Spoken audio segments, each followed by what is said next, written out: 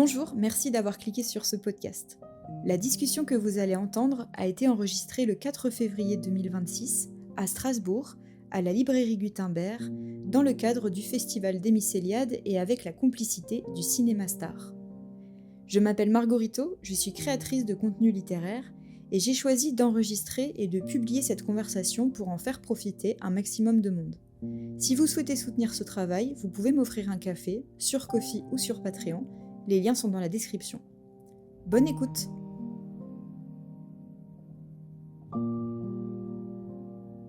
De toute façon, je voulais commencer par remercier Marie, Agathe et Françoise de nous accueillir aujourd'hui à la librairie Gutenberg, a.k.a. le QG. Et alors, ce que je vous propose, c'est qu'on va faire ça un peu en deux temps. D'abord, on va avoir une discussion avec Léo autour des luttes des classes dans la science-fiction. Mais ensuite, l'idée, c'est qu'on puisse aussi échanger tous ensemble. Et j'ai un nouveau dispositif, parce que j'ai remarqué un pattern. Vous pouvez regarder ce que porte Marie au fond de la salle. En fait, j'ai remarqué qu'il y a quand même beaucoup de personnes introverties / neuro-A qui viennent à mes book clubs, ce qui m'honore énormément. Mais donc pour qui c'est peut-être pas forcément facile de s'exprimer pour poser une question, pour faire une remarque à la fin. Donc on va faire passer un petit bloc-notes avec un stylo. Et si jamais vous voulez poser une question, que vous voulez faire une remarque, mais que vous ne vous sentez pas forcément de parler devant tout le monde avant la fin, vous pouvez l'écrire. Et puis nous, on piochera des papiers, des questions, des remarques au hasard pour rebondir dessus ou pour les faire connaître à l'Assemblée. Voilà, donc Marie, elle vous fera passer ça à un moment si ça vous dit. Ok, donc je suis avec Léo Henry aujourd'hui. Bonjour Léo. Salut. Est-ce que tu veux te présenter ou est-ce que tu veux que je te présente ? Oh punaise, j'avais pas prévu ça. Je vais me présenter, je suis écrivain. Oui. C'est tout. Voilà. Ok, bon écoute, ça, je pense que ça suffira comme présentation. Et donc on est là aujourd'hui pour parler de lutte des classes dans la science-fiction. Et on s'est vu quelques fois un petit peu pour préparer cette rencontre, histoire de la structurer un minimum, parce qu'il y a énormément de choses à dire. Et ça va pas être, notre discussion, elle va pas être exhaustive, loin de là, d'autant que vous le savez peut-être si jamais vous suivez mon travail. Mais moi, la science-fiction, c'est vraiment quelque chose dans lequel je suis en train d'entrer, que je suis en train de découvrir. Et donc, voilà, je constate aussi l'immensité de tout ce que je ne sais pas. Et je ne demande qu'à évoluer là-dessus, mais ce sera pas exhaustif. Et surtout, quand on a préparé cette discussion avec Léo, on s'est dit, mais de quoi on va parler exactement ?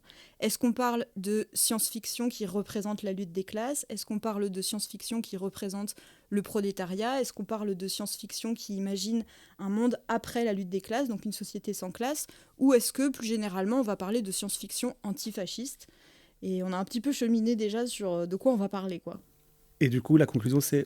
On parle de tout, on est d'accord, quoi. Du coup, la conclusion, c'est qu'on va parler un peu de tout, Parfait, mais surtout qu'on va s'accrocher un peu sur des œuvres, des recueils de nouvelles, des nouvelles et des romans qui nous ont marqués pour diverses raisons en lien avec ces questions.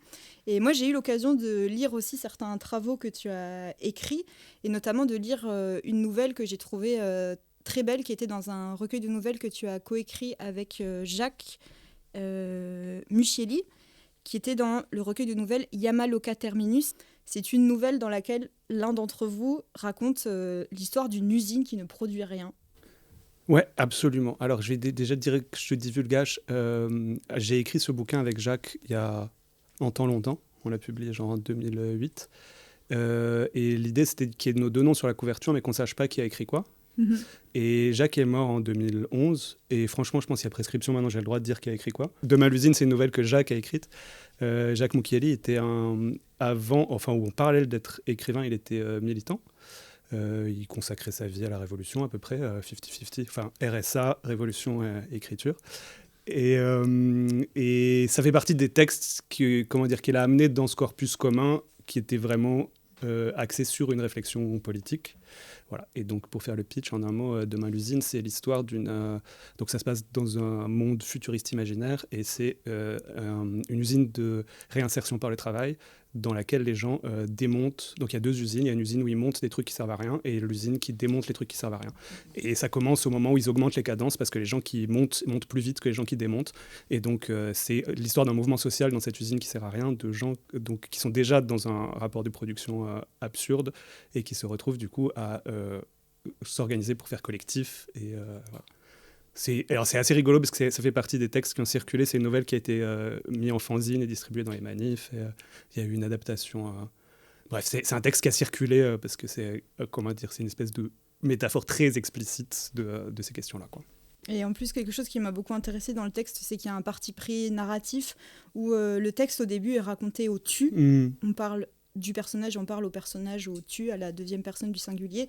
Et petit à petit, il y a comme une sorte de reconnexion et on passe au jeu par la révolution, en fait, par le collectif, par la lutte et par le collectif. Ouais. Et ce côté dissocié justement de la personne qui travaille dans cette usine qui ne sert à rien, ça m'a aussi fait penser à une autre œuvre de science-fiction que j'aime beaucoup mais qui n'est pas dans la littérature, c'est la série Severance. Je ne sais pas si tu l'as vu ou si tu en as. Ouais. Qui parle de cette dissociation de soi-même dans le travail. J'ai trouvé ça super intéressant. Et il y avait un autre texte justement de Jacques dont tu avais envie de parler ce soir. Ouais. Qui a un très beau titre d'ailleurs que j'aime beaucoup. C'est Les mauvais jours finiront. Alors le truc, on a écrit dans cet univers commun, donc qui est cette ville fictive d'Europe de l'Est, on a écrit 3 bouquins et demi.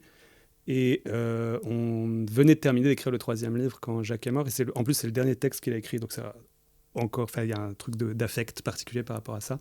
Et le texte s'appelle donc Les mauvais jours finiront, qui est cette punchline de. C'est un chant de communard. Ouais, c'est dans la chanson La Semaine sanglante, ça, et c'est le refrain Les mauvais jours finiront. Et qui est. Enfin, alors, il faut que je fasse un petit crochet, mais donc, cette ville imaginaire dans laquelle tous les récits se passent est posée dès le premier livre comme une ville imaginaire. C'est-à-dire que la question de l'existence de cet endroit et de sa survivance, etc., est tout le temps questionnée. Et donc, dans ce dernier texte, c'est les jeunesses de plusieurs endroits du monde qui décident collectivement, donc dans un monde qui est exactement le nôtre, qui décident de lutter pour la défense de cette ville. Et donc les adultes leur disent, mais ça n'existe pas en fait, genre vous vous battez pour un truc qui n'existe pas. Et donc du coup c'est sur une... comment dire ça ? C'est sur une lutte sans fin, parce que... voilà. Et les derniers mots, c'est genre, tant que nous n'aurons pas satisfaction de toutes nos revendications, nous continuerons à lutter. Voilà. C'est beau. Ouais, moi j'aime bien ce texte. Mais c'est un peu mélancolique aussi. Enfin, méga mélancolique, mais bon... Ouais, tout à fait. Mais après, je sais pas, ça fait partie des trucs un peu... Là, c'est une méga digression qui n'a rien à voir avec ce soir, mais très régulièrement, je me demande... C'était un peu mon partenaire de discussion sur les questions politiques, parce qu'il était vraiment genre, beaucoup plus articulé que moi là-dessus. Et genre, très régulièrement, je me demande, genre... Qu'est-ce que Jacques ferait ? Qu'est-ce qu'on en dirait ? Mais il était déjà, je veux dire, il avait 30 ans quand il est mort, et je pense qu'il était déjà fatigué de la Révolution. Enfin, en faire son boulot à plein temps, je pense que c'est quand même une... Oui. C'est une drôle d'idée, quoi. Enfin, je sais pas si c'est une drôle d'idée, mais c'est quand même... Ouais. Je pense qu'il faut faire autre chose. Il faut écrire des livres aussi, puis être au RSA, c'était un meilleur combo. Mais écrire des livres là-dessus, ça pose aussi la question de comment on représente la lutte des classes et même les systèmes de classe dans la fiction. Et je sais que depuis quelques temps, j'ai un grand intérêt pour la série de romans Hunger Games. Tu l'as lu ou pas ? Non, trop pas. Mais j'ai vu le premier film. Ah, oui, donc tu vois à peu près de quoi il s'agit. Je vois de quoi il s'agit, ouais. Donc moi, j'ai découvert Hunger Games très tardivement à la faveur d'une grippe et où le temps passait très lentement et une amie m'a conseillé de lire Hunger Games et j'ai découvert ça. Donc je montre quand même au cas où vous ne savez pas ce qu'est Hunger Games. C'est une série romanesque plutôt destinée aux adolescents, jeunes adultes et en fait, c'est une dystopie dans laquelle des puissants envoient des jeunes filles et des jeunes garçons se battre jusqu'à ce qu'il n'en reste plus qu'un de vivant et tout ce dispositif est retransmis à la télévision. Et en fait, quand j'ai découvert la saga, il y a quelque chose qui m'a vraiment beaucoup frappée, c'est qu'il y avait quelque chose d'une certaine manière de beaucoup plus radical et de beaucoup plus franc que ce que je croyais, parce que ça a été un petit peu whitewashé dans les adaptations cinématographiques, mais les personnages qui sont décrits par Suzanne Collins, c'est des personnages racisés. Elle parle de leur teint foncé, de leur teint... je crois qu'elle décrit leur peau avec le mot olive, olivâtre, et qu'elle parle de leurs yeux, et elle parle justement du fait que le personnage de Katniss et son entourage, ils sont notamment discriminés en raison de leur apparence et de leur appartenance aux classes populaires dans le district où ils sont enfermés. Et Suzanne Collins, elle revendique aussi dans ses inspirations germinales. Donc il y a aussi tout un imaginaire autour de la mine, autour du travail qui est dangereux. Le personnage de Katniss a perdu son père dans un accident de mine et tout. Et bref, ça m'avait beaucoup frappé au début. Et puis ensuite, quand j'ai continué la saga, je trouve que la force politique du récit, elle se perd vachement en route. Et en même temps, il y a un symbolisme révolutionnaire qui est vachement fort dans Hunger Games, à tel point que, je ne sais pas si tu le savais, mais il y a plusieurs gestes et plusieurs symboles liés à Hunger Games qui ont été utilisés dans des mouvements révolutionnaires en Asie de l'Est. Et notamment, ce dont on a beaucoup entendu parler, nous, en France, c'est le mouvement des parapluies à Hong Kong, où il y avait ce geste avec les 3 doigts, le salut des 3 doigts, qui était utilisé par les manifestants et qui revendiquait des références directes à Hunger Games pour se placer dans un imaginaire révolutionnaire. Je trouvais ça super intéressant et en même temps, forcé de constater que plus la saga avance, plus on perd un peu le propos, je trouve, et plus le message il se dissout un peu dans des choses pas très claires, je pense qu'elle a voulu dire l'autrice.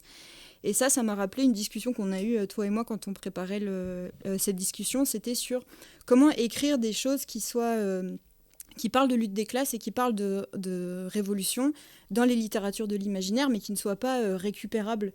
Et donc, tout ce problème aussi du symbolisme qui à la fois permet des imaginaires communs et du ralliement, mais en même temps le symbolisme c'est aussi très facilement récupérable et donc par exemple en Asie de l'Est actuellement il y a déjà des récupérations de la part des politiques plus partitaires, des représentants de la classe politique et tout, qui font exprès de dire des phrases et de faire des takes et qui se sont même réappropriés ce geste. Et donc on voit que la réappropriation elle est possible. Et donc quand on parlait de ça tu m'avais dit pour moi, la solution, c'est d'écrire de la science-fiction qui soit extrêmement matérialiste. Yes. C'est vrai, je suis d'accord avec ça. Non, mais c'est marrant, enfin, sur le truc des symboles et de la récupération des imaginaires, il y avait eu des tables rondes là-dessus, je ne sais plus quand, aux Intergalactiques, I guess. Et c'est vraiment compliqué, en fait. Il y a tout un truc, là, j'ai vu il n'y a pas très longtemps, en Italie, par exemple, Mélanie, quand elle était petite, elle allait dans des camps thématiques l'histoire sans fin. Et il y a tout un truc de... Et l'extrême droite italienne, c'était déjà approprié de ouf Tolkien. Il y avait tout un bail sur les fachos et Tolkien. Et du coup, il y a un truc de... C'est en parlant de Tolkien, justement, qu'on avait parlé de ça ensemble. Ouais. Et que c'est, comment dire, ça pose une vraie question, en fait. C'est-à-dire que tu peux décider d'écrire une histoire avec un message et espérer que ce message passe. Mais en fait, très souvent, dans la littérature de l'imaginaire, les messages, ils sont ambivalents.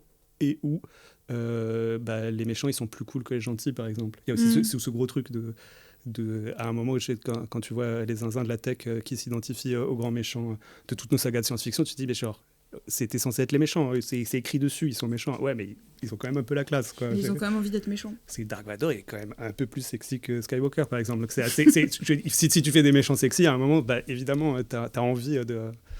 Donc, peut-être... Alors, après, il y a une question, c'est est-ce qu'il faut faire des trucs irrécupérables ? Ça, voilà, la question est ouverte, c'est pas certain non plus.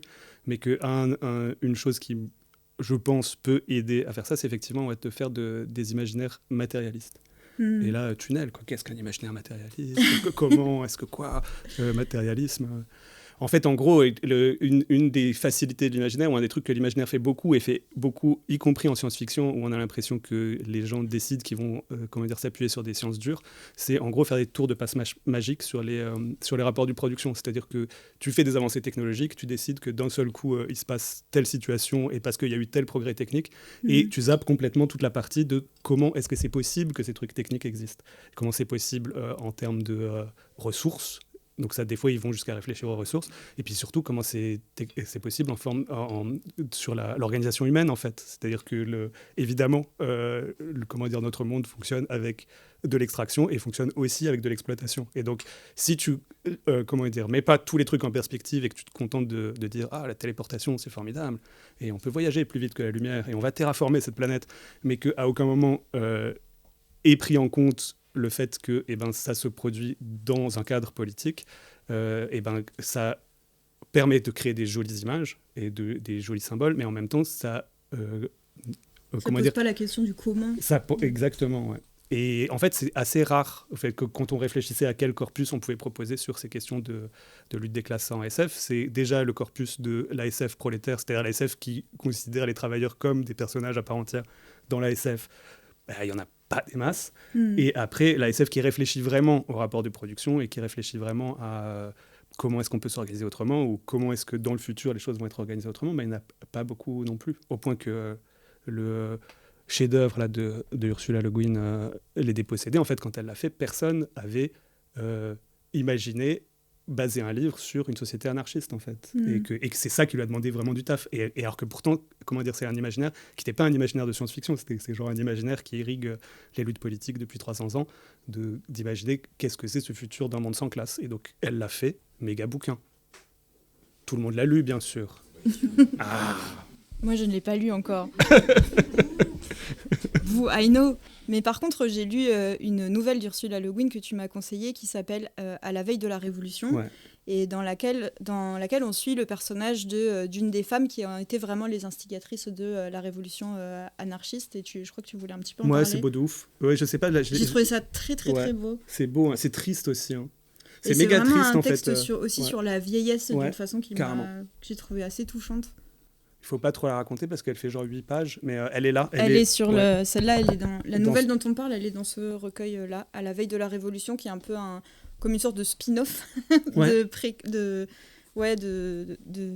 est dans le prolongement en fait des Dépossédés, quoi. Et je sais pas si dans cette édition il y a son petit mot au début de la nouvelle, mais c'est aussi assez rigolo ce qu'elle raconte, c'est qu'en gros elle a passé des mois et des mois à écrire, enfin des années même à écrire Les Dépossédés, à faire la documentation, tout ça, et que quelques années après il y a ce personnage-là, donc ça se passe 300 ans avant.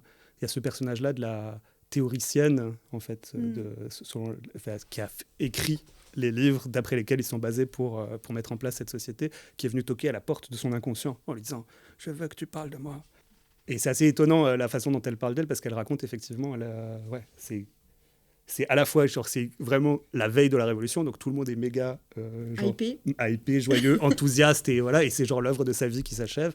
Et elle, en fait, elle a passé sa vie en taule, à écrire des livres, à attendre ce moment, à construire ce truc, et elle a conscience qu'elle vient en plus du monde d'avant, en fait, qu'elle va pas vivre cette nouvelle façon de penser, de s'organiser, parce que en fait, juste c'est pas de là qu'elle vient, en fait. Super beau, très beau texte. Bravo Ursula. C'était vraiment, vraiment magnifique. Et quand tu parlais de la question justement des moyens de production et de comment imaginer des technologies et d'autres manières de travailler, il y a une autrice que j'aime beaucoup, alors on n'est pas dans la fiction, c'est Katie Stewart, dont j'ai parlé plusieurs fois dans des vidéos si jamais, qui est une autrice que j'aime beaucoup, et elle a écrit un essai qui est absolument incroyable qui s'appelle « Réparer la science-fiction ». Et donc je ne cesserai jamais de recommander son livre, et du coup elle posait notamment la question de cette représentation des luttes et des moyens de production, et elle rappelle en fait le fait qu'un certain nombre de récits qui se pensent engagés, qui se pensent du bon côté de la lutte, etc., c'est en fait 99% du temps des récits écrits du point de vue des Blancs. Et en fait, elle pointait, un peu comme Saul Pandelakis, elle est vraiment hyper fâchée avec les récits d'utopie, et par un peu cette injonction qui existe là aujourd'hui dans la science-fiction, d'écrire des récits positifs, de se projeter dans des choses, dans ce qu'on appelle un peu des futurs désirables. Et Katie Stewart, comme elle est psy, je trouve qu'elle a ce truc des psys de bien aimer faire un peu des jeux de mots et twister un peu les trucs comme ça. Et donc elle dit qu'avant d'écrire des futurs désirables, il faut écrire des désirs futurables, ce que je trouve trop stylé. Et en fait, dans son livre, dans Réparer la science-fiction, elle cite une autre penseuse que j'ai lue grâce à elle, et dont les textes m'ont beaucoup éclairée, qui s'appelle Nalo Hopkinson, qui a écrit un recueil de textes qui s'appelle En direct de la planète minuit, où il y a notamment un discours qu'elle a prononcé au moment de recevoir un prix, je me souviens plus c'était quel prix, un prix prestigieux de science-fiction, et elle avait cette phrase où elle disait « Qui paye pour l'utopie ?» Et elle rappelle que l'utopie des uns, c'est ce qu'on voit aujourd'hui avec les délires des milliardaires, l'utopie des uns se construit généralement sur l'exploitation des autres. Et donc dans le livre, dans le discours qu'elle prononce, elle raconte une anecdote que j'ai beaucoup aimée. Elle dit que sa colocataire a demandé à sa grand-mère « C'est quoi l'invention qui a le plus révolutionné sa vie ?» Et elle s'attend à ce que la grand-mère réponde la télévision, Internet, les moyens de communication, les choses comme ça. Et en fait, sa grand-mère répond le réfrigérateur. Elle dit que c'est cette invention qui vraiment a eu le plus d'impact dans son quotidien, qui lui a permis de gagner du temps, qui lui a permis de dégager du temps pour voir ses amis, pour aller au cinéma, pour faire les choses qui la construisent aussi, elle, en tant qu'individu. Et donc, c'est une anecdote qui avait beaucoup fait réfléchir Nalo Hopkinson. Elle s'était dit, notamment elle fait cette réflexion dans le texte, que maintenir une vie humaine, maintenir des gens en vie, faire que les êtres humains puissent vivre, c'est une énorme charge de travail. Et que c'est quelque chose qu'on ne peut pas faire tout seul. On a besoin de s'entourer pour se nourrir, pour avoir des choses à manger, pour prendre soin de sa santé, etc. Et que donc, tout ce labeur pour faire vivre les humains, il faut penser à qui le fait. Et qui le fait dans la société qu'on veut, mais qui le fait aussi dans la société qu'on a envie d'écrire dans la science-fiction, qui n'est pas forcément utopique, etc. Et voilà, et je trouvais ça super intéressant parce qu'elle disait que pour elle, une bonne question à se poser quand on écrivait de la science-fiction, c'était de se demander qui fait ce travail-là. Et ouais, elle disait qu'en plus, c'était quelque chose qui s'appliquait dans la science-fiction, mais aussi dans la fantasy, où on a tendance à solutionner ce truc par la charge de la charge de travail dans la science-fiction par les technologies qui vont nous décharger d'un certain nombre de trucs. Mais dans la fantasy, ça peut être aussi la magie qui nous permet de... Ouais, ou les elfes de maison. Ou les elfes de maison, exactement. Katie Stewart, en parlant de ce que dit Nalo Hopkinson, elle maintenait vraiment la nécessité de s'intéresser au présent des femmes noires et plus généralement des personnes les plus minorisées dans notre société, de s'intéresser à leur point de vue et à leur présent pour imaginer un avenir. Et elle dit cette phrase, l'avenir désirable devient ainsi celui qui saura démontrer sa capacité à prendre en compte les moins intégrés d'entre nous. Et donc je trouvais que leur point de vue était méga éclairant sur la façon de représenter les classes sociales dans la science-fiction. Bah de ouf, ouais, carrément. C'est ça qu'il faut faire. Ouais. De toute façon, les utopies, c'est nul. Ça, on va... Ah, vas-y, alors. Et c'est pas une utopie, Les Dépossédés. C'est pour ça qu'il faut lire Les Dépossédés. Oui, je crois qu'elle... Celles et ceux qui ne l'ont pas encore lu, mais bon, ils sont peu nombreux ici. C'est que pour le coup, c'est une société réellement anarchiste, mais ça craint. Hein. Enfin, c'est dur. Il y a des défauts. Il y a des problèmes. Déjà, il y a des défauts. Évidemment, il y a des problèmes, mais c'est pas... Ouais, c'est pas facile. C'est un boulot, quoi.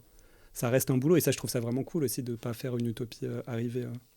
Je fais un petit crochet pour parler de Wells, parce qu'il y a Wells qui est sur la table. Il est arrivé... voilà, il est là. Allez, parlons de Wells. Un vieux gars, 19e siècle, là, Papy Wells, qui fait partie, genre quand on raconte l'histoire, quand les gens, à part Katie Stewart, racontent l'histoire de la SF, on dit c'est Jules Verne et H.G. Wells. Oui, voilà. d'accord, mais je crois qu'elle en parle aussi, elle parle de la guerre des mondes. Trop pas, on va s'arrêter maintenant avec les vieux. Et voilà, mais donc je vous parle très brièvement de Wells, parce que c'est quand même un bouquin assez étonnant. La machine à explorer le temps, qui est genre une espèce de première pierre sur les histoires de voyage temporel. Il n'explore pas grand-chose des trucs qu'on aime bien dans les voyages temporels maintenant, les paradoxes et compagnie, mais ce qui est vraiment assez stupéfiant dans ce bouquin, c'est que c'est genre 1880 et des patates, et le gars qui part voyager dans le temps, il va dans le futur, et dans le futur, il trouve une société sans classe. Et il trouve une utopie, il trouve des gens genre très beaux, qui ne travaillent pas, qui se nourrissent de l'air du temps et tout ça. Donc il se dit, c'est super, c'est vrai. Et puis il n'y a plus de violence, et puis il n'y a plus rien. Et il trouve ça super cool, jusqu'au jour où il se rend compte que, en fait, si tu descends dans les souterrains, en fait, il y a une autre humanité qui a évolué, quoi. Donc il y a les Éloi qui sont genre éthérés et qui font de l'art. Et il y a les Morlocks. Et alors, les Morlocks, c'est les sous-prolétaires qui font tourner la machine. Okay. Ils sont dans les souterrains. Ils sont laids et brutaux et sales. Et ce qu'ils font, c'est que la nuit, ils remontent et ils mangent les Éloi. Oh, waouh. Oh, punaise, mais je vous ai tout spoilé, quoi. Voilà. Et du coup, c'est très, très... Comment dire, un truc que je trouve vraiment étonnant avec ce classique, c'est que c'est un bouquin donc, qui est posé comme un classique des voyages temporels. Et en fait, c'est vraiment, pour le coup, une vision de la lutte des classes et de la société des classes et du futur de ce que pourrait devenir l'humanité avec ce prisme-là qui est genre tellement fort que ça fait évoluer des espèces différentes qui s'entre-dévorent. Voilà. Et si vous voulez, je vous spoil jusqu'au bout. En fait, tu me fais penser aux gens qui disent « J'ai lu ce livre pour que vous n'ayez pas à le faire. » Ouais. Mais après, c'est vraiment très curieux. Voilà, c'est une vieillerie curieuse. Donc je vous spoil pas tout parce qu'après je vous dis juste comme ça vous donne envie de savoir, et après vous saurez pas, faut aller voir. C'est qu'il remonte dans la machine, il se dit je vais rentrer chez moi parce qu'il a bien flippé parce que les Morlocks voulaient le manger et tout ça. Et il se dit je vais rentrer chez moi, et il se trompe et il va sur marche avant et il se retrouve genre dans 1 million d'années, et là il ouvre la porte et voilà, je vous en dis pas plus. Il y a que des Morlocks. Est-ce que les Morlocks ont gagné? Mais c'est une étrangerie, quoi. La conclusion, c'est qu'on devrait manger les riches. c'est qu'on devrait... franchement, on sait pas, parce que les Morlocks, ils sont vraiment pas très, très sympatoches, quoi. Enfin, je suis pas sûr que ce soit ses favoris. Oui, justement, mais on peut se réapproprier derrière. le Morlock, On quoi. pourrait se réapproprier le Morlock. Pourquoi pas. Mais juste que je pensais que c'était un peu intéressant, parce qu'il y a ce truc-là de, partir du constat que, en fait, c'est pas un sujet centrale dans la SF, et qu'en fait, ça a toujours travaillé la SF aussi, ces questions-là, avec les biais des gens qui les écrivent au moment où ils les écrivent, et puis qui y sont. Voilà. Qui sont pas forcément pour le prolétariat, quoi. Parce que dans la science-fiction, il y a des courants vraiment très, très, très franchement de droite et très franchement réactionnaires, notamment dans toute cette science-fiction classique du 19e et du 20e. Franchement, c'est très ambigu, en fait. Moi, je sais pas quoi en penser de ce que me raconte Herbert. Je sais pas. Tu sais pas quoi en penser ? Franchement, je sais pas trop. Parce que c'est pas du tout aussi... Oui, c'est très caricatural, mais en fait... bref, je sais pas. J'en sais rien. Lisez Herbert, si vous voulez. Non, c'est bizarre. C'est pas mal. C'est beaucoup plus bizarre que ce que je croyais, quoi. Voilà. Et est-ce que tu as lu La Guerre des mondes ? J'ai dû le lire, quand j'étais petit. Ok. En fait, je pense que c'est vraiment un bizarre Georges Herbert. Voilà. Mais il y a prescription, donc on a le droit de dire maintenant des trucs sur les coups. Et est-ce que depuis le temps que je t'en parle, tu as eu le temps de lire, ou au moins de commencer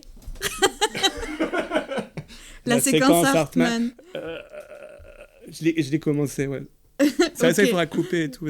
Ah bah non, mais justement, parce que pour moi, c'est l'occasion de continuer encore et toujours ma propagande active pour la lecture de ce livre. Et en fait, j'avais envie de parler de la séquence Hartman dans le cadre d'une discussion sur la lutte des classes, parce que je trouve que Saul Pandelakis, il a une façon de représenter les classes, en fait, dans la séquence Hartman, qui est... Enfin, tu sais, comme je parlais du fait que Hunger Games, il y a quelque chose qui est...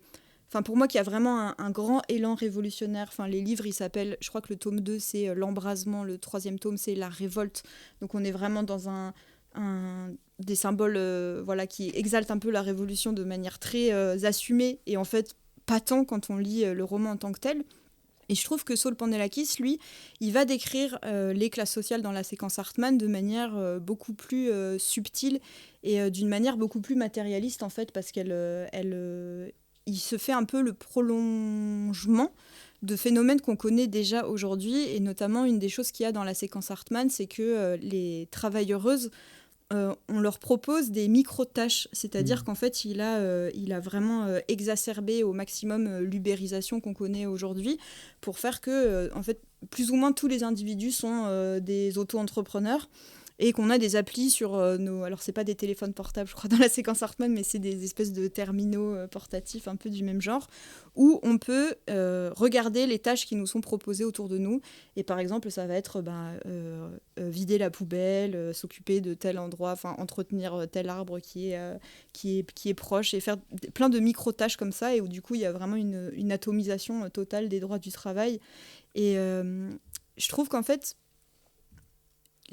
c'est un peu l'image que je me fais aussi d'une certaine science-fiction qui serait plus matérialiste, qui imaginerait comme ça, comme des signaux faibles dans nos sociétés d'aujourd'hui, d'imaginer qu'est-ce qu'on pourrait être une version totalement débridée, quoi. Donc je sais pas ce que t'en penses. Moi j'aime bien... alors, est-ce que ça te donne envie de lire le livre ? Oui, mais de ouf, un jour je vais le lire et tout. J'ai lu d'autres trucs de Saul. Est-ce que tu as lu sa nouvelle dans... Ah non, c'est pas dans celui-là, c'est dans Demain la ville. Celui-là, on va en reparler parce qu'il y a une nouvelle que toi, tu as écrite qui m'a beaucoup intéressée. Sur un autre travail, celui d'écrivain. On en parle après. Oui. Ah oui. Les futurs dégoûtants. Oui. C'était ça. Je crois que Saul a fait un article là-dessus. En fait, c'est en réaction dans cette discussion-là. Donc là, on remonte dans la conversation qui est sur les futurs désirables. Et c'est dans Comment écrire de la SF après la fin du monde. Il y a un recueil chez Guattari qui s'appelle Comment écrire de la SF après la fin du monde, où il y a un article de Saul Pandelakis. Désolée, ça fait beaucoup de ça fait name dropping partout. De références et tout. Je sais pas trop à quoi comment vous le percevez-vous, mais en tout cas, quand je posterai le podcast, il y aura toute la liste des ressources qu'on mentionne. Et désolée pour le côté un petit peu catalogue. Et en même temps, je trouve que c'est ça aussi la science-fiction. C'est plein d'auteuristes qui se répondent, qui écrivent des romans, et qui écrivent de la fiction et qui écrivent aussi de la non-fiction dans le même temps pour théoriser le genre. Et donc, on va parler d'une nouvelle qu'il a écrite. mais un peu en commentaire en quelque sorte de cette nouvelle, dans Comment écrire de la SF après la fin du monde, Saul Pandelakis, il parle aussi de à quel point il est fâché après avec ce registre des utopies. Bah oui, mais parce que c'est aussi le truc qu'il disait, je vais paraphraser Saul Pandelakis, c'est pas mal, j'aime bien. C'est qu'il disait que c'est dans cette injonction à faire des... Alors, je vais peut-être reprendre l'histoire dans l'ordre. C'est en gros, on a assez conscience sur ce que globalement c'est la merde. Là, dans notre environnement, et un peu magiquement, quand je sais pas pourquoi, mais il y a un regard qui est porté sur la science-fiction contemporaine. Et donc les gens se tournent vers les autrices, auteurs de science-fiction en disant c'est la merde. Est-ce que la SF a la clé du bonheur? Est-ce que vous avez prédit le futur? Est-ce que vous avez trouvé des solutions, etc. Et la chose qui suit, c'est de dire ça fait 30, 40 ans qu'il y a des bouquins qui sont écrits sur la catastrophe climatique, le fascisme, la guerre, tout ça. Dire ça c'est bon, les dystopies on connaît, on sait que le futur, vous nous avez déjà raconté le futur sombre, maintenant il faut raconter le futur positif et désirable. Voilà. Et donc c'est à cet endroit-là que se positionne cette question-là et ce débat-là, c'est de dire est-ce que c'est une fonction que la littérature peut avoir, et qu'est-ce que c'est que ces futurs désirables? Et ce que Saul dit, c'est que la question du futur désirable, c'est désirable pour qui, en fait? C'est les désirs de qui? Et on peut, dans le même sens, dire la catastrophe, c'est une catastrophe pour qui, en fait? C'est une catastrophe comment? C'est une catastrophe... voilà. Et juste pas poser d'emblée des espèces d'absolus, de dire il nous faut... voilà. Et donc, une des solutions que Saul propose, c'est de faire des futurs dégoûtants. Donc, les futurs dégoûtants, ils sont genre... poisseux, ils sont genre... C'est un peu miche-miche, quoi. Ils sont miche-miche, il va rester des trucs. Il y a des trucs qui collent au fond de la poubelle. Enfin, tu vois, c'est les futurs dégoûtants.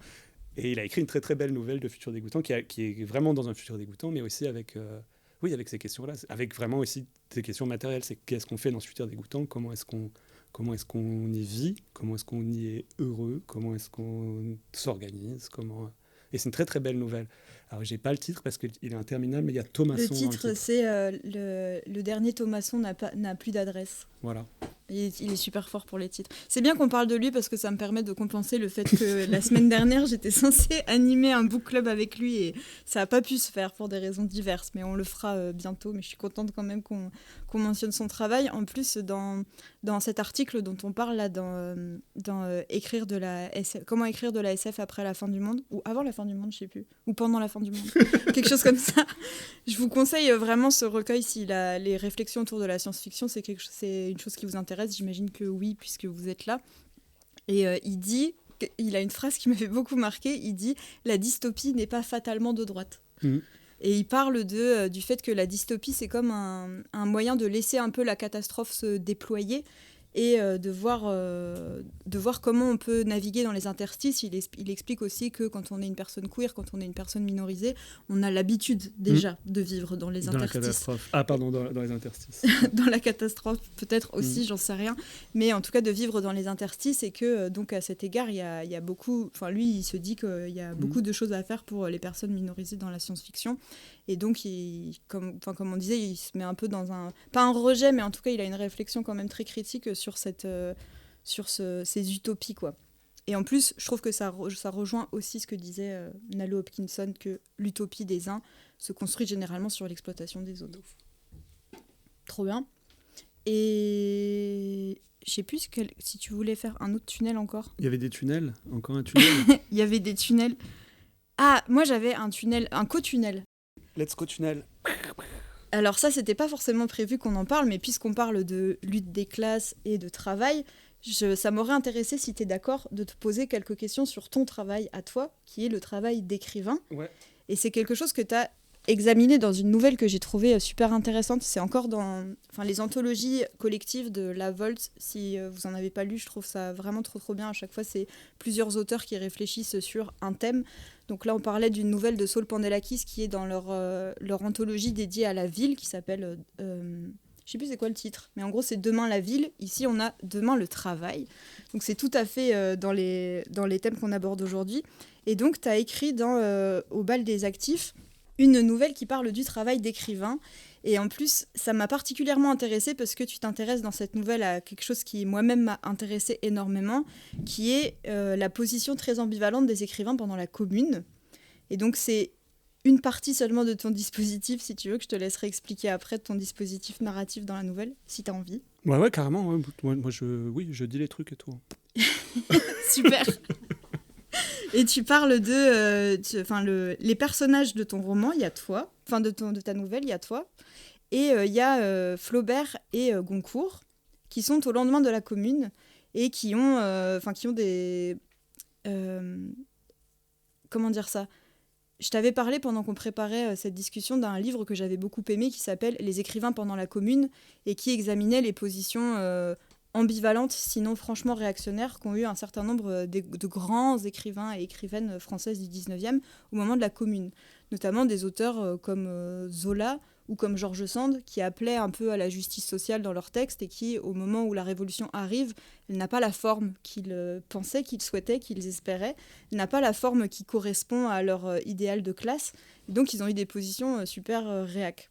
Et en fait, tu utilises un peu ce cadre pour parler du métier d'écrivain. Ouais, je crois que j'ai fait ça dans l'autre sens, mais ouais, carrément. En fait, pour réfléchir à quelles histoires on raconte et comment on les raconte, je pense que c'est un peu important quand même de prendre en compte le cadre de production matérielle de la littérature et de savoir qui parle, comment ces personnes parlent, comment est-ce qu'elles sont entendues ou pas, etc. Et quand Mathias, donc l'éditeur à la Volte, est venu avec son idée on va faire maintenant demain le travail, je crois que c'est moi et Sabrina Calvo, on a dit ouais, genre t'es notre patron, combien tu nous payes pour écrire sur Demain le travail, c'est quoi ton projet, voilà. Et donc c'était un peu à la fois botter en touche et un peu aussi essayer de réfléchir à ça en fait, qu'est-ce que c'est que ce boulot-là et voilà, qu'est-ce qu'il a de particulier et donc l'idée c'était de faire une nouvelle dans laquelle on voit mon travail. Donc ce que j'ai fait, c'est j'ai écrit une première version. Donc j'avais une anecdote historique que je sais pas où je suis allé pêcher, que en gros juste après la Semaine sanglante, il y a Flaubert qui monte, donc il habitait en Normandie, il monte à Paris faire de la doc parce qu'il est en train d'écrire Saint-Antoine. Il va à la bibliothèque, donc il est un petit peu fâché parce que la bibliothèque ouvre pas assez vite à son goût et puis qu'il y a du sang sur les pavés et tout ça, que c'est pas très bien. Et il en profite pour aller voir son pote Edmond de Goncourt qui fait partie des gens un peu importants de cette époque-là, donc ils s'aiment pas particulièrement et puis ils dînent ensemble, ils font des blablas d'écrivains, etc. Et, voilà. Et donc l'idée c'était de donc ça, c'est cette anecdote qui n'a à peu près aucun intérêt. Il y a juste une histoire de parapluie. Oui, et voilà. Et Edmond de Goncourt oublie son parapluie chez Flaubert. Et donc, en fait, c'est vous dire le degré de zinzinerie qu'on a quand même sur les auteurs classiques. C'est que donc, tout ça, c'est documenté. C'est-à-dire qu'on a les lettres. Donc, on a une lettre mystérieuse de Goncourt qui écrit à Flaubert qui dit « Et mon parapluie, où est-ce qu'il est passé ?» Aucune réponse. Et j'ai cherché franchement à documenter, on ne sait pas. On ne sait pas, c'était un des grands mystères de la littérature. Où était le parapluie, pourquoi il avait un parapluie, etc. Donc je me suis dit, je vais m'engouffrer dans cette brèche parce que c'est vraiment une histoire très intéressante, genre comparée au fait que la Semaine sanglante a eu lieu, etc. Qu'on a eu un des épisodes de guerre civile les plus violents de l'histoire de France, je pense même jusqu'à nos jours, qui s'est produit à ce moment-là. Mais voilà, ce qui importe à ce moment-là, c'est le parapluie. J'écris donc cette histoire anecdotique et donc l'idée de cette nouvelle, c'est que j'écris une première version et je l'envoie à une personne qui me la corrige, qui me fait tous les commentaires. Donc j'ai demandé aux gens de me le corriger de la façon la plus vénère possible, quoi. Donc on a la version originale. Ah ok, mais ça me rassure que tu dis ça parce que... Oui, parce qu'ils sont ultra méchants. Ouais, tout le monde est méga méchant avec moi. Comme on lit les commentaires, les retours que vous faites entre vous, que les gens te font, moi je me disais, c'est méga saqué. Hein, c'est comme ça qu'on écrit bien, c'est parce que du coup il y a des gens qui vont Alors il y a un peu de roleplay quand même dans les trucs de commentaires. Après j'ai embauché une correctrice professionnelle, donc elle m'a fait les corrections vraiment genre tac tac, elle m'a viré les virgules, corrigé les espaces, mis la répétition, machin. Et donc du coup l'idée de cette nouvelle c'est des itérations, c'est-à-dire que j'écris la nouvelle, je me la fais corriger, donc je la réécris avec les corrections, je l'envoie à quelqu'un d'autre qui me la corrige, jusqu'à ce que ça devienne genre n'importe quoi. Et on lit toutes les itérations. La meilleure version c'est celle, j'ai amené la nouvelle imprimée à ma grand-mère qui a été universitaire et elle adore corriger les trucs, elle est ultra forte à corriger, et donc elle a corrigé à la main dans les marges, donc il y a la version corrigée. Et le mieux c'est qu'il y avait une citation de NTM dans ma nouvelle, et elle a compté les pieds pour vérifier les alexandrins de NTM, et elle était un peu déçue, quoi. Elle était là genre il est un peu bancal ton alexandrin, mon petit Joey Star, et voilà, elle a souligné fonce D. Et puis elle a mis concédé peut-être, je ne sais pas. J'adore. Franchement, les meilleures corrections ever, quoi. J'adore. Voilà. Donc c'est à la fois un peu, je sais pas comment dire, c'est à la fois un peu une blague et puis pas tant parce que ça prête pas trop à rire. Et voilà. Et l'ultime correction, c'est Sabrina qui l'a faite. Et là, elle a juste tout barré. Elle a détruit tout un texte. C'est vraiment n'importe quoi. Elle part en toupie. Voilà. Et au début de la nouvelle, on a le mail, en tout cas un mail que tu aurais adressé à l'éditeur. Tout est authentique. Hein. J'ai pas triché toutes les erreurs et tous les. Ouais. Et tu dis que la nouvelle questionne ou non, questionne le travail d'écrivain et son prolongement ou non avec le prolétariat. Ouais. Et alors, qu'est-ce que tu penses par rapport à ça ? Est-ce qu'il y a une continuité ? En fait, il y a une continuité dans l'exploitation, c'est certain. Ouais, ça, il n'y a absolument aucun doute. Après, moi, je suis là. Je crois que je suis là. En fait, après, c'est aussi ça. Alors, je ne sais pas à quel point c'est genre de la lâcheté de ma part, parce qu'il y a aussi... En fait, là, on est dans une situation... mais je pense que c'est une situation qui vous englobe aussi, qui englobe tout le monde en tant que lectrice. On est dans une situation qui est genre particulièrement compliquée en termes d'exploitation, mais qui, du coup, s'articule maintenant avec le fascisme. Parce que notre cadre de production industrielle, la moitié maintenant appartient aux nazis. Donc, on était déjà dans une situation complexe, mais là, on est dans une situation complexe plus le fascisme, ce qui n'augure pas grand-chose de bien pour la suite, pour le futur, ou en tout cas ouvre des possibilités de lutte, on va dire, et d'organisation Mais donc, du coup, il y a aussi... Tu vois, je me dis, moi, ça fait 20 ans que je fais staff, et je me dis, peut-être, j'aurais pu consacrer plus d'énergie aux luttes sectorielles, en fait, je veux dire, à défendre le bout de gras, parce que c'est vrai, on est atomisé. C'est vrai qu'une des choses qui fait qu'on est surexploité, c'est qu'on n'est pas organisé, on n'est pas... Tu parles en tant qu'auteur Oui, les artistes-auteurs. Enfin, on a un statut qui est dégueulasse, je sais pas comment dire, qui est lié à plein de facteurs qu'on connaît, qu'on connaît, qu'on identifie. Et un des arguments que j'avance à moi-même pour me dire pourquoi est-ce que j'ai pas fait ça, c'est parce que j'ai l'impression que que souvent les arguments qui sont utilisés pour dire il faut défendre le statut d'artiste-auteur, c'est des arguments qui moi me semblent pas valides. On n'est pas des prolétaires plus intéressants que d'autres, en fait, et que ces luttes, je veux dire, ces avantages ou ce besoin qu'on a de pouvoir subvenir à nos besoins, mais c'est les mêmes que la caissière du Lidl ou l'aide-soignante. Et donc le fait de dire... parce que ça, on me l'a en tout cas beaucoup ressorti, mais on nous le ressort tout le temps, en fait, sur expliquer pourquoi on n'est pas payé, c'est parce que on est l'avant-garde éclairée des intellectuels, ou on est le dernier rempart contre la barbarie, ou on est je ne sais quoi. Et donc le fait de récupérer ça pour nous et de dire il faut qu'on nous traite bien parce qu'on est des artistes-auteurs, je pense pas que ce soit un argument, en fait. Il faut qu'on nous traite bien parce qu'on est des êtres humains, en fait. Il faut traiter bien tout le monde. C'est pas... Voilà. Mais ouais, c'est compliqué, en fait, parce qu'il y a un gros bail de distinction, en fait, dans les professions intellectuelles, et même les professions intellectuelles les plus précaires. Il y a un truc de vouloir dire non, on n'est pas... j'en sais rien, je sais pas. Ouais, puis je trouve qu'en plus, les artistes-auteurs sont aussi atomisés par le fait d'être mis en concurrence pour répondre à des appels à subventions, des appels à projets, des choses comme ça. Et la réflexion que je me fais aussi, c'est que penser la classe aussi des écrivains, c'est aussi penser à qui peut y avoir accès, et que la non-rémunération de l'écriture, c'est aussi quelque chose qui fait que ça reste aujourd'hui encore réservé à des gens qui peuvent se le permettre, quoi. Carrément. Et après, il y a aussi... moi, j'ai une définition encore plus insigne de la littérature. Moi, je pense que ce qu'on nous vend comme la littérature, c'est ce qui rapporte de l'argent dans la chaîne du livre, en fait. C'est les livres qui sont publiés sur le papier, qui circulent dans les trucs et qui font... Moi, je pense que la littérature, ça dépasse ça par tous les bords, en fait. Notamment dans la science-fiction, où il y a énormément de supports, justement, qui sortent de ces cadres-là. Ouais, mais pas que. Enfin, je veux dire, toutes les fanfictions, je veux dire, les gens qui écrivent des fanfictions sont des autoristes comme les autres. Enfin, c'est toute la production de texte. Et moi, j'ai une acception encore plus large. En fait, toute la production, parce que on peut tout à fait imaginer, et ça s'est produit, genre dans l'histoire de l'humanité, c'est même le fait majoritaire, en fait, des littératures qui ne sont pas écrites, en réalité. Donc, en fait, l'endroit qui est vulnérable, c'est matérialisme, c'est la chaîne de production, en fait. C'est la chaîne de production matérielle de ce qu'on a décidé qui était la totalité de la littérature, alors que ce n'est pas le cas.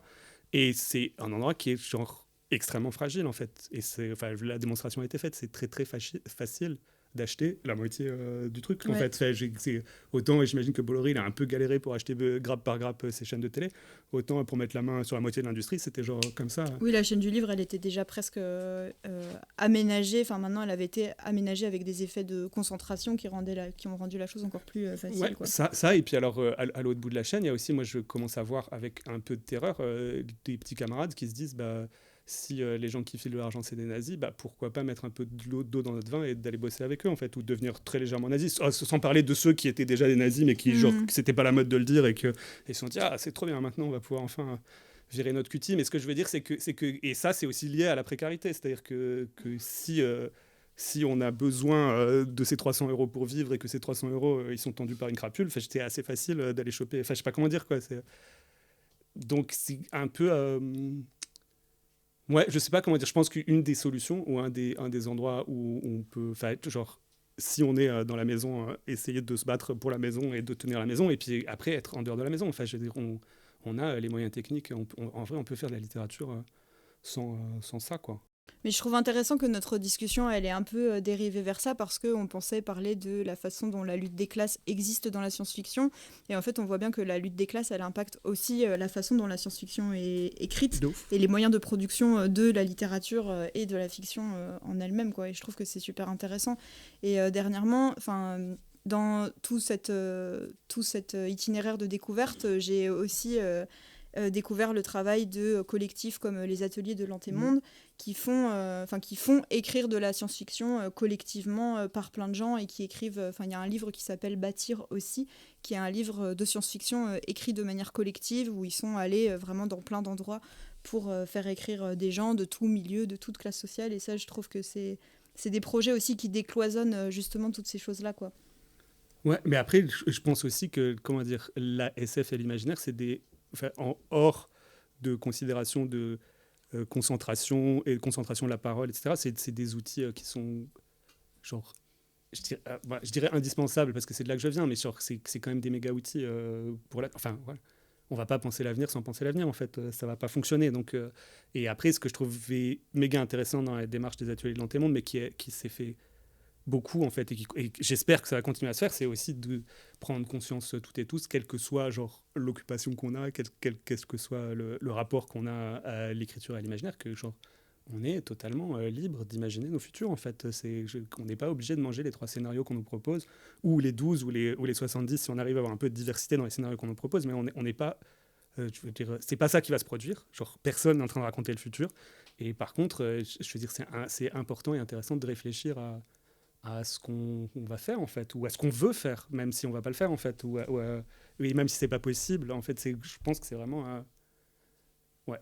Et puis que les futurs qu'on écrit aujourd'hui, pour moi, ils sont pas tant des prévisions ou des prescriptions que plutôt des indicateurs sur ce qui nous anime et ce qui nous préoccupe maintenant. Ouais, ou ce qui nous terrifie aussi. En fait, c'est aussi ça sur les futurs positifs. En fait, c'est tout à fait OK aussi d'écrire ce qui nous fait peur et pas nécessairement de les écrire, en fait, de les penser, de les partager, de les jouer. Il y a plein de modalités, en fait, d'utiliser son imagination. Mais le truc aussi, c'est que ouais, moi, j'ai l'impression qu'on est tous et toutes avec des univers intérieurs incroyables, en fait. Et le fait que je sais pas, il y a un truc de... Moi, j'y crois un peu, quand même. Moi aussi. Ouais. Bon, on espère que vous aussi. Et Au final, je suis désolé, j'ai dit des trucs méga déprimants. Mais pas du tout. Non, franchement, je trouve ça va. Enfin, je sais pas, vous allez nous dire, parce que je pense que maintenant, on va pouvoir passer un peu à la partie où il y aura un peu plus d'échanges. Je sais pas si le bloc-notes, il a eu le temps de circuler par tout le monde ou pas. Au premier rang, vous l'avez eu aussi, le bloc-notes. Sinon, s'il y a des papiers au fond, je peux déjà un peu piocher dedans. Ou est-ce que quelqu'un a envie de prendre la parole pour poser une question, pour faire une remarque, pour échanger avec nous et avec tous et toutes? Ouais. C'était pour revenir un peu sur la partie où Léo, tu parlais des méchants sexy. Ouais. Qui étaient du coup facilement récupérables et compagnie. Ça m'a fait penser à ce film avec Robert Pattinson qui s'appelle Mickey 17. Ah oui. Où là, pour le coup, les méchants, ils sont pas du tout sexy. Ils sont grotesques, enfin, je les ai trouvés grotesques et vulgaires et tout. Mais en fait, du coup, j'ai trouvé que c'était un point négatif du film parce que en même temps, il faisait trop penser à Trump et Musk et aux méchants de la vie réelle. Et du coup, il y avait un côté où ils ont essayé de faire des méchants grotesques, mais c'était paradoxalement trop proche du réel. Et du coup, comment on s'en sort quand les méchants de la vraie vie ils sont aussi grotesques que des méchants qu'on imagine comme étant atroces déjà. Je trouve ça cool que tu parles de ce film parce que c'est un film du même réalisateur que... Ouais. Tu l'as vu, Mickey Non, 17 ou pas? Le principe de Mickey 17, déjà, moi j'avais trouvé ça intéressant parce que c'est vraiment un mec qui meurt en boucle pour les besoins de la quête, quoi. Et donc c'est vraiment une espèce d'exagération très grand guignol de à quel point on est corvéable à merci jusqu'à la mort, jusqu'à devenir vraiment une sorte de sac de vie à qui on va dire va faire ça, ok, et ensuite il meurt et ensuite il renaît. Et c'est vraiment ça que raconte le film. Et après, sur cette histoire de méchant, je sais pas ce que t'en penses, toi. Ben, je sais pas, moi j'ai l'impression que le rôle des archi-méchants leur convient, en fait. Moi j'ai l'impression qu'ils kiffent ça. Ouais. Les vrais archi-méchants, genre ils se roulent dedans. Et, moi, un des trucs que je trouve le plus chelou, fait que mon cerveau il est toujours pas arrivé à comprendre ce qui s'est passé, c'est... j'ai oublié comment il s'appelle le gars qui a inventé ça, mais c'est quand même leur système de surveillance de nazis, ils l'ont appelé Palantir, quoi. Ils se sont assis, ils se sont dit, voilà l'objet du mal, ouais, on va donner ça comme nom, vous allez voir, tout va bien se passer. Enfin, ils en sont à ce degré-là de zinzinerie. Après, je sais pas. Il y a un truc sur la récupération. Moi, j'ai l'impression qu'il y a un truc sur la récupération des symboles total et tout le temps, en fait. Voilà. Enfin, je dirais, Musk, il est prêt à faire un salut nazi je sais pas, pour qu'on dise que finalement non, en fait, juste il a éternué ou il disait bonjour à ses amis. Donc ils ont une espèce de kink quand même sur tous les symboles les plus hardcore que tu puisses reprendre. Donc moi je pense qu'ils adorent ça. Et donc comment est-ce qu'on fait? Moi je pense qu'il faut pas les mettre dans des films. Puis peut-être faut regarder ailleurs, arrêter de leur prêter attention avec son rocher. Enfin, j'en sais rien, je sais pas. Ou du coup, mais c'est très intéressant. difficile, hein, parce que c'est eux qui payent les caméras, donc c'est aussi un peu difficile après de regarder ailleurs, quoi. Ça peut être un moyen de les empêcher de récupérer nos trucs, de faire des méchants qui sont juste nuls et grotesques, quoi. Comme ça, ils n'auront pas envie de devenir nuls et grotesques, quoi. Je lis juste une des questions qui a été écrite sur le bloc-notes. Existe-t-il un futur enviable qui n'est pas socialiste/communiste, tout compte fait? Ça, c'était le communiste de la salle. Eh bien non. Je trouve, après, tout dépend d'où on trace les lignes et tout, mais je trouve que, en tout cas, moi, les choses, j'ai l'impression que décrit Ursula Le Guin et qui sont plus du côté de l'anarchisme que du communisme, me parlent quand même davantage. Ouais. Après, c'est très compliqué. Enfin, bref, ça c'est encore un tunnel, mais c'est très très compliqué le rapport qu'on peut avoir au socialisme et au communisme, parce que c'est des mots qui ont été appliqués à différents types d'organisations et de régimes qui n'avaient de socialistes et de communistes que le nom. Donc après, si on revient en arrière, en tout cas sur cette réflexion-là, sur SF et lutte des classes, déjà rien que dans les termes, on est sur Marx, en fait. Donc après, on n'est pas obligé de faire l'URSS avec Marx, en fait, quoi. Mais la réflexion sur faire une philosophie matérialiste et à partir de là construire une philosophie politique, et à partir de là, c'est des outils en réalité, c'est des façons d'appréhender le monde, et c'est des outils. Donc je ne sais pas si l'idéal ça va être le communisme ou le socialisme, mais en même temps, si c'est cet idéal-là, de toute façon ça ne ressemblera pas ni au socialisme ni au communisme qu'on connaît maintenant, en fait, quoi. Donc oui, mais je recherchais justement ce qu'elle dit, Ursula Le Guin, dans l'intro. Donc il y a bien l'intro à la nouvelle dans cette édition-là. Et elle dit que la cible principale de l'anarchisme, c'est l'État autoritaire, capitaliste ou socialiste. Et donc ça, je trouve que c'est quand même assez... c'est une boussole quand même assez claire, quoi. Ok, est-ce qu'il y a une autre question ou remarque? Oui. Est-ce que la SF, c'est pas déjà un genre bourgeois? Intéressant. Bourgeois par son lectorat ou par les personnes qui l'écrivent, ou bourgeois en soi? Les deux, ouais, en soi. Ouais, mais là, est-ce que tu parles pas de genre de toute la littérature? Est-ce que tu vois des genres qui ne le soient pas, quoi, par opposition à... Ouais. Les contes? À la base, oraux. Parce qu'il y a de la transmission orale. Ouais, mais après, les gars qui ont écrit les contes, c'était pas non plus des camarades, quoi. Enfin, tu vois... Non, mais j'entends bien, mais c'est... Oui, mais ça pose évidemment des... On peut dire que la littérature est bourgeoise. Ouais, je sais pas si par essence, mais en tout cas sociologiquement et statistiquement, ouais. Après aussi, on peut définir la bourgeoisie, en fait, c'est ça aussi, c'est que si on rentre dans les trucs de rapport de classe marxiste, c'est genre posséder les moyens de production, quoi. Bah, je crois que Oui, donc la réponse est oui, ça va. On est bon. Après, pareil, vous pouvez réagir justement si vous avez une remarque par rapport à ça, de est-ce que la science-fiction est bourgeoise et tout. Moi, je pense qu'on peut se poser la question, c'est est-ce qu'elle peut l'être par essence, entre guillemets, dans son existence même, dans un système de classe tel qu'on le vit, où l'écriture en soi, comme on le dit, c'est quelque chose qui est très mal rémunéré, qui est très peu accessible aux plus dominés.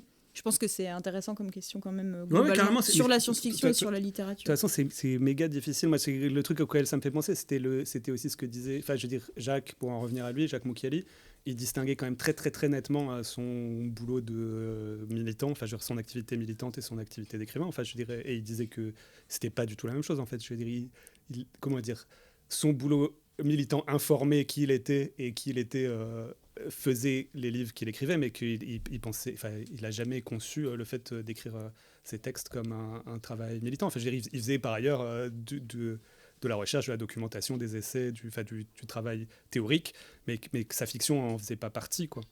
Et aussi, il y avait cette limite-là de dire, de réfléchir à qu'est-ce que ça pourrait être une fiction dans un monde post-classe, et en fait c'est inimaginable, en fait. Ça, c'est vraiment de la science-fiction. Je veux dire, on n'écrit pas, on écrit là où on est, quoi. Et voilà, c'est le cadre dans lequel malheureusement on est.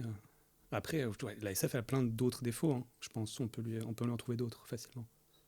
Mais ce que je trouve intéressant, c'était l'idée de... Enfin, tu sais, on parle de hard science fiction pour parler de la science-fiction qui essaie vraiment de se baser sur les connaissances scientifiques, technologiques, etc. Et je trouve qu'il peut être intéressant d'écrire de la hard science humaine fiction qui vraiment va interroger les structures sociales et va imaginer des transformations, justement, des rapports collectifs, quoi. Je lis juste une autre remarque/question qui a été écrite dans le petit carnet. Il est vrai que dans beaucoup d'œuvres, on se soucie peu du comment. En matière de moyens de production et de progrès technologiques, n'est-ce pas un reflet du présent qu'on vit, où toute chose est tenue pour acquise, entre parenthèses, alimentation, vêtements, technologie, etc., en dépit de l'exploitation que cela marque. Et donc je pense qu'on a aussi pas mal parlé de ça, justement, de la façon dont la science-fiction peut se soucier et imaginer le comment des moyens de production. Moi, je vois deux pistes de réponse assez... je vais essayer de faire ça condensé. Et normalement, j'en perds une quand je fais ça. Donc, tu veux me donner un mot-clé pour te rappeler la deuxième ? Franchement, je l'ai déjà perdu alors que je te parle. Désolée. Non, il n'y a pas de problème.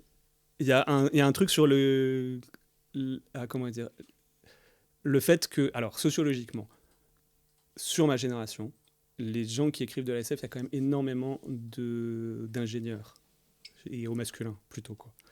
Et il y a un truc quand même dans les formations en France qui, alors je ne sais pas si c'est fait exprès ou non, mais qui distingue assez rapidement les gens qui vont faire des sciences humaines des gens qui vont faire des sciences techniques. Voilà, plutôt ça, donc, et de l'ingénierie et de trouver des solutions. Alors ça présente des avantages parce que ça fait des ingénieurs vachement efficaces pour faire des choses qui sont moralement questionnables. Parce que si le but de ta vie, c'est de résoudre comment envoyer cet objet un peu pointu à 800 km sans qu'il se fasse détecter par les trucs, et qu'à aucun moment tu as c'est plus facile, en tout cas, pour faire ça. Mais du coup, ça pose la question de soit tu as un background scientifique, soit tu as un background en sciences humaines. Donc, ce qui fait qu'en gros, on a aussi, après, de la science-fiction de gens qui, comme moi, sont incapables de résoudre une équation, et donc, du coup, qui font de la hard science n'importe comment. Voilà. Et donc, ça fait un peu râler les gens qui font de la science. Donc ça, il y a un peu cette limite-là qui fait que, du coup, les gens qui font de la hard science, ils ont un peu tendance à négliger tout l'aspect histoire des sciences, sociologie, politique, etc. Ça, c'est une des explications. L'autre explication me paraît sans doute un peu plus vraisemblable et plus profonde, c'est qu'on a quand même le point de vue sur le monde de la société occidentale est quand même basé sur une dinguerie de Descartes, qui est de dire... je peux tout détruire dans ma tête et je peux rester tout seul avec juste cette pensée, je pense, donc je suis... et je tiens tout seul.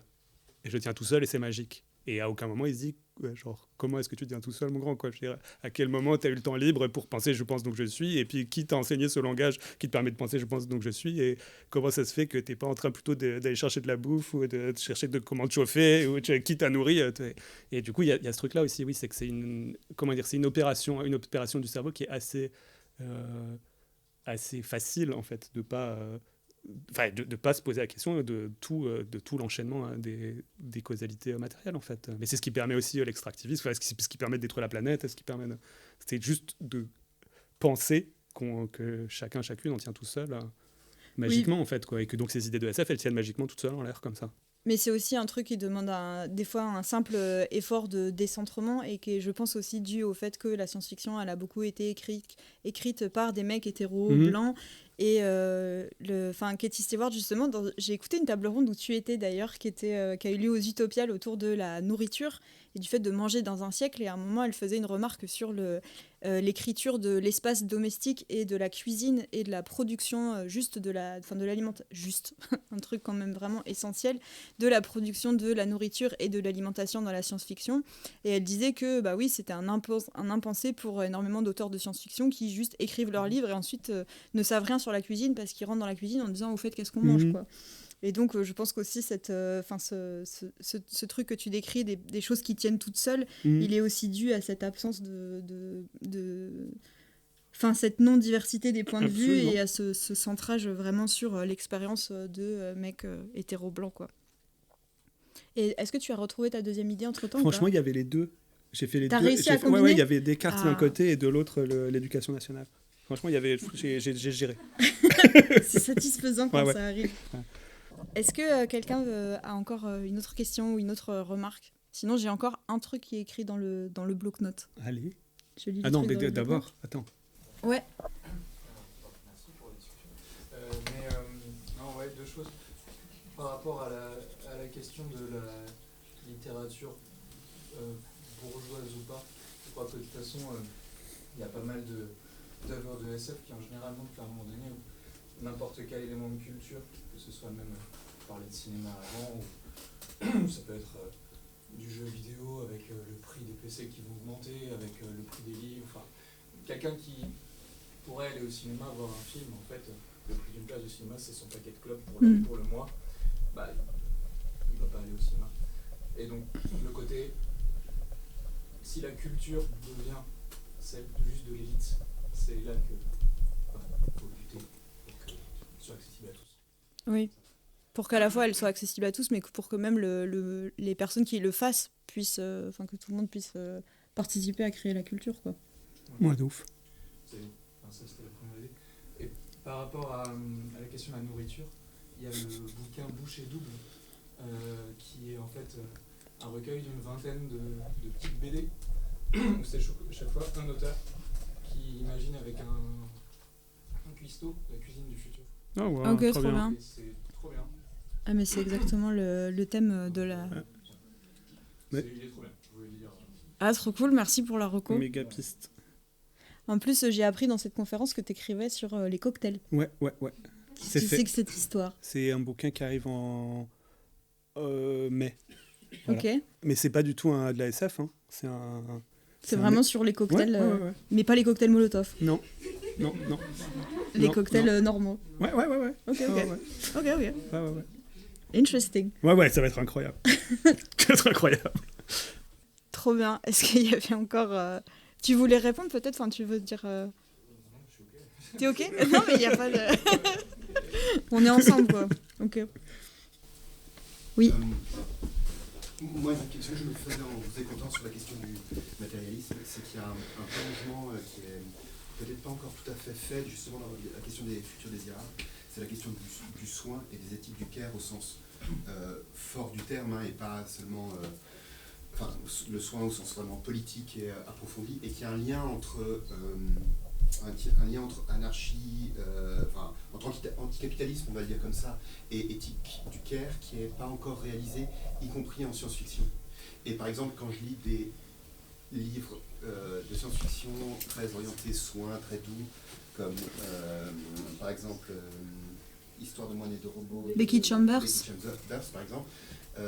La dimension anticapitaliste me manque. Et inversement, parfois quand je lis des choses autour justement de révolte, de pensée comme ça, la dimension de soin, à nouveau, hein, vraiment, j'entends le soin au sens politique, et avec tout l'outillage féministe qui est derrière, me manque, et qu'il y a un contact entre les deux qui ne s'est pas encore fait, alors qu'en fait, j'ai l'impression, pour moi, les éthiques du CAIR sont un prolongement, une évolution plus loin de l'anticapitalisme.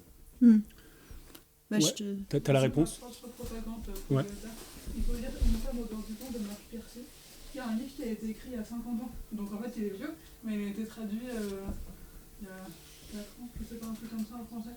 Et en fait, ça parle de psychiatrie dans le présent et d'un personnage qui est interné de force et qui se retrouve projeté dans une utopie future avec la dimension de soins et de politique. Et en fait, j'ai beaucoup réfléchi justement sur les questions de soins, notamment liés au handicap, mais pas que, et d'enjeux politiques, et exactement ce que tu exprimes, du manque de réflexion dans la SF par rapport à ça. J'ai écrit des articles, j'ai même écrit un roman là-dessus et tout. Mais du coup, il y avait dans ce livre-là tout ce que je cherchais et que j'avais pas trouvé ailleurs. Et du coup, voilà, Une femme au bord du temps. C'est dans ma table.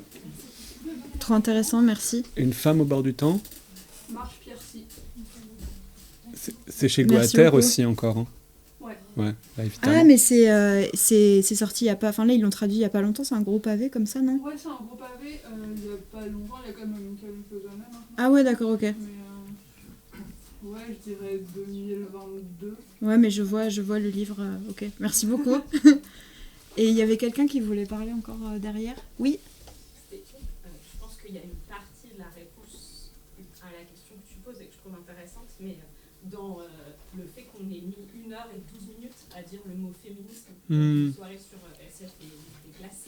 Et en fait, ça montre à quel point cette approche-là, elle est sous-entendue à plein de moments. Moi, je l'entends à plein de moments dans nos discours, mais en fait, on ne le nomme pas. Et on ne le nomme pas comme ça, et on ne nomme pas non plus le patriarcat. Et en fait, je pense que c'est aussi parce qu'on ne le nomme pas que ça ne s'articule pas, et que ce n'est pas pris en compte dans la SF. Moi, j'ai lu de la SF très très jeune, et en fait, ça m'a saoulée, parce que j'ai trouvé ça hyper patriarcal. Je suis partie, j'en ai plus jamais lu, j'ai lu plein d'autres trucs, et j'y suis revenue que très récemment, parce que on m'a dit, il y a des féministes qui écrivent de la SF, et on peut trouver de la SF féministe. Mais du coup, je pense vraiment que l'articulation-là, c'est parce qu'on ne dit pas le mot et qu'on ne pense pas comme ça qu'on n'arrive pas à la faire, en fait. Moi, j'ai eu exactement la même trajectoire que toi vis-à-vis de la science-fiction, donc merci de parler de ça, parce qu'effectivement, j'ai l'impression d'en avoir parlé pendant cette discussion, mais le mot n'a pas été prononcé, et je trouve que tu as tout à fait raison. Et aussi, par rapport à ce que tu disais sur le CAIR, je trouve que Nalo Hopkinson, justement, quand elle parle du point de vue des femmes noires dans la science-fiction, et quand elle parle de qui paie pour l'utopie, elle parle aussi beaucoup de ça, et quand elle parle du travail qui est fait pour maintenir une vie humaine, elle parle aussi de tout ce travail de care, elle parle aussi de la santé, etc. Alors elle solutionne pas forcément le truc en donnant des références de romans, mais justement là c'est chouette qu'une personne là l'ait fait parmi nous, mais elle parle aussi justement de ce truc là et du fait que quand on se pose la question, c'est pour ça qu'en tout cas je l'avais amené dans la discussion, quand on pose la question du travail et de la lutte des classes, on parle aussi de tout ce truc de care, quoi. Donc merci d'en avoir parlé. Oui. J'en profite puisque personne n'arrivera à m'arrêter. On a un cercle de lecture de la SF féministe qui s'est réuni le 17 février Oui.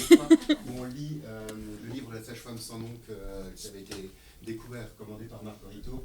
Rejoignez-nous, on Découvert. plein de choses formidables. En fait, les 2 ans du cercle. Voilà, tu pourras couper ça. Non, pas du tout. Donc il y a un cercle de lecture de SF féministe, oui, à Gutenberg. C'est quand la date là? Le 17 février. Le 17 février, vous allez parler du livre de la sage-femme sans nom. Et vous savez déjà ce que vous allez lire après ou pas? On a des idées, on aimerait bien lire Lune en brume de... Ouais, attends. Il est juste là, attends. Lune en brume de Hawk-Mirless, voilà. Voilà, c'était un livre qui est écrit en 1927 avec tout un sous-texte lesbien, voilà, qui est Très très bien. Bah, je trouve ça très bien qu'on en profite pour parler d'autres moments au même endroit où ce sera possible de se retrouver pour parler de science-fiction et pour parler de féminisme et pour parler de lutte des classes. Je trouve que cette intervention était tout à fait pertinente. Est-ce que quelqu'un veut encore dire quelque chose ou poser une question ? On s'arrête là-dessus. Tu veux dire encore quelque chose, Léo ? Ben merci. Ouais, merci beaucoup à tous d'être là. J'espère que c'était intéressant. Je vous dis quand même que les interventions en public, c'est encore un truc qui m'intimide beaucoup, auquel j'ai un petit peu du mal à m'habituer. Donc j'espère quand même que vous avez trouvé ce moment de qualité. Et je vous remercie beaucoup d'avoir été là. Je vous remercie beaucoup pour votre écoute et aussi pour tous les échanges qu'on a eu là. De toute façon, nous, on reste là. Donc si vous avez envie d'échanger un peu de manière un peu plus... on reste là toute la nuit. Marie, je ne sais pas si tu as été prévenue. On fait une nocturne. Non, mais voilà, si vous voulez échanger de manière un peu plus informelle, ensuite, ce sera avec grand plaisir. Et merci, Léo. Merci beaucoup. Top. Et bah voilà.